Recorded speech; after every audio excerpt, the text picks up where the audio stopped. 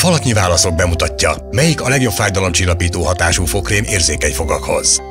Érzékenységnek vagy fogászati túlérzékenységnek nevezzük az étkezés vagy ivás közben érzett fájdalmat. A fog belső szerkezete a fogbél, ami speciális kötőszöveti anyag és a fogat és az idegeket tápláló vérerek elegye. Az ezt övező kemény réteget dentinnek nevezzük, és a dentinen keresztül futó ezernyi kis vékony csövecskét pedig dentin csatornáknak. A csatornák összeköttetést biztosítanak a fog élő belseje és az idegek, valamint a külső kemény zománc felszín között. Ha ezek a csatornák kitettebbé válnak, az idegek érzékenyebbek lesznek a meleg és hideg ételek és italok behatásaira. Ez az alapvető oka a fogak érzékenységének. A fogérzékenység enyhítése egyszerű, csak a megfelelő, érzékeny fogakhoz való fogkrémet kell választani. Két alapvető módja van a fájdalom és az érzékenység enyhítésének: a dentinben lévő csatornanyílások elzárásával, vagy a foggyökérben lévő idegek zsibbasztásával. Az érzékeny fogakhoz való fogkrémek a fájdalom egyik vagy másik típusának megszüntetésére kínál lehetőséget. A megoldás az érzékeny fogaknak az on-fluorid tartalmú fogkrém használata. Az on-fluorid segít elzárni a csatornanyílásokat, megszüntetve ezzel az érzékenységből eredő fájdalmat. Egy további alkotóelem, amire figyelni kell, a kálium. A kálium kapcsolatba lép az idegszinapszisokkal, megelőzve ezzel, hogy az ideg át tudja adni a fájdalomingert a szinapszison. A hosszabban tartó nyugtató hatás érdekében javasoljuk, hogy használjon az érzékenységet enyhítő fogkrémet on-fluorid összetevővel, például a Blendamed által gyártottat. Az egészségesebb szájüreghez vezető első lépés Oral-B.